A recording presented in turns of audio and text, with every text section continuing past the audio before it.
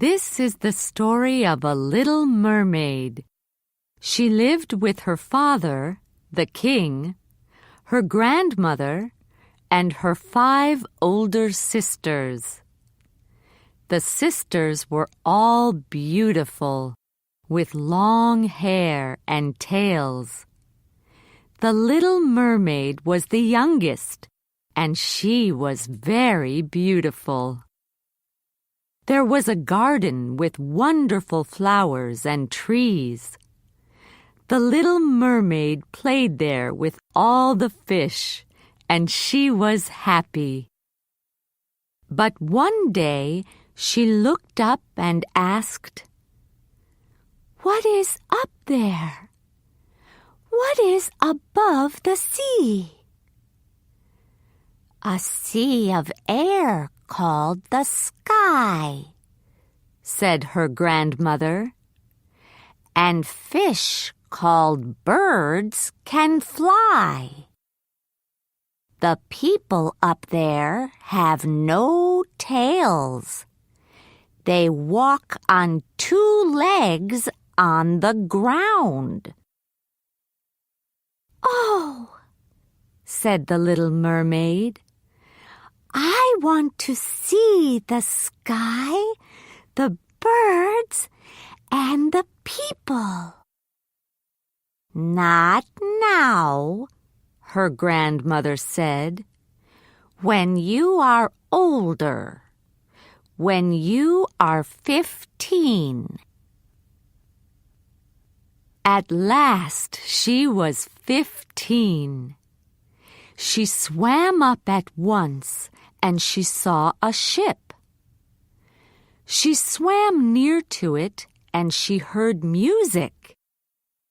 There was music and dancing. Then she saw a young man, a prince with wonderful eyes. He laughed and danced with his friends. He was 16 years old, and it was his birthday. "Oh," said the little mermaid, "he is lovely."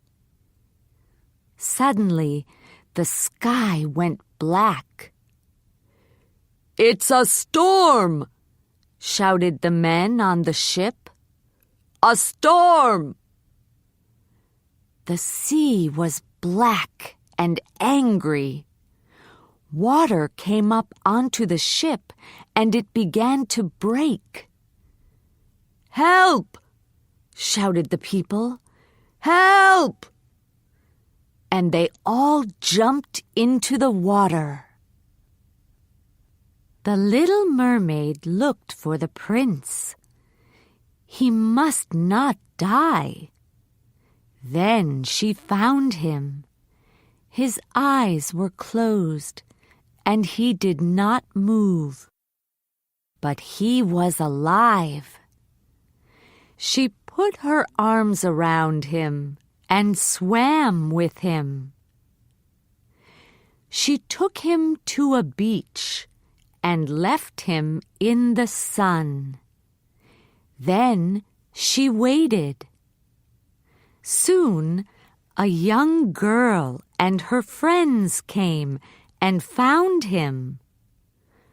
Nobody saw the little mermaid, and she went back to the sea. The little mermaid thought about the prince. She asked her grandmother, "How long do people live up there?" "Down here, we can live for 300 years," said the old mermaid. "Then we change to water.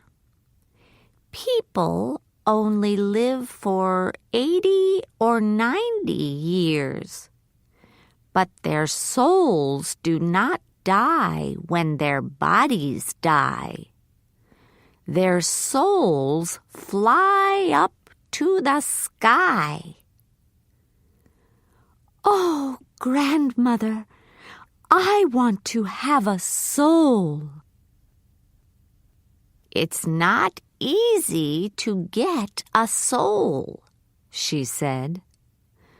"A man must love you and marry you, but that can never happen. You're a mermaid with a tail." The little mermaid looked sadly at her beautiful tail. 300 years is a good long time," said the old mermaid. "Let's be happy. Let's dance and sing tonight." The little mermaid danced and sang beautifully, but she wasn't happy. "Perhaps the sea witch can help me," the little mermaid thought. So she swam to the sea witch's house. "You love a man," laughed the sea witch, "and you want legs. All right, I can make you a magic drink. But listen, you can never be a mermaid again. The prince must marry you and give you a soul. Without his love, you die, and you are nothing." "Give me the drink," said the little mermaid. "Give me your voice," said the witch. "But how can I speak to the prince with no voice?" asked the little mermaid. "Speak with your eyes," she laughed. Then the witch made the magic drink. The little mermaid was afraid, but she wanted the prince very much. So she put out her tongue, and the witch cut it off. The little mermaid swam up by the prince's palace. She drank the drink and felt a knife go through her body. In the morning, the sun warmed her face. She opened her eyes and saw the prince. She wanted to speak to him, but she had no voice. So she looked at him with her beautiful eyes. "Who are you?" the prince asked. She smiled at him, and he took her back to his palace. She walked beautifully, but walking felt strange to her. The ground felt worse than knives under her feet. Everybody looked at her because she was very, very beautiful. "I like this strange girl," the prince said. "She can stay with me." So she went everywhere with him. And when she walked, the ground felt worse than knives under her feet. But nobody knew. At night, she put her hot feet in the sea. "Come home, sister," her sisters called. But she did not go. She loved the prince. "Do you love me?" her eyes asked him. "I can love only one girl," he said. "She saved me from the stormy sea." "That girl was me," she told him with her eyes. but he did not hear or understand. One day, the prince took the little mermaid onto a big ship. Lots of people from the palace came too. "We're going to visit a king across the sea," he told her.